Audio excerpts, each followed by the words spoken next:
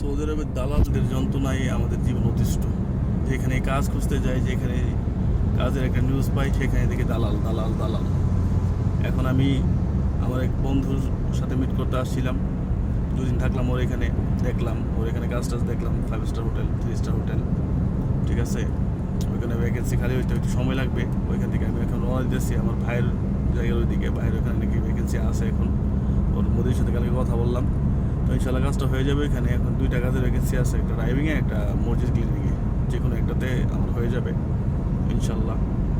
তখন কথা হলো দালালদের যন্ত্রণায় আমরা অতিষ্ঠ হয়ে গেছি ভাই। ফেসবুকে, গ্রুপে, টিকটকে, ইউটিউবে সব জায়গায় দালাল দালাল দালাল ভাই। দালালের জন্য অতিষ্ঠ হয়ে গেছি। এই দালালদেরকে কী করা যায় ভাই?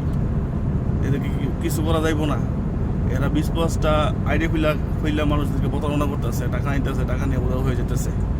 এখন থেকে আমরা একটা রুলস করতে পারি, যে দালালে আপনার কাছে আসবো তার সাথে আপনি একটা সেলফি নেবেন, সেলফি নিয়ে সেলফিটা মোবাইলে রেখে দেবেন, এবং যদি দেখেন যে সে টাকা আমার মেরিটে দিতেছে, ওই সেলফিটা পোস্ট করবেন বিভিন্ন ফেসবুকে এবং ফেসবুক গ্রুপে, টিকটকে, সব জায়গায়।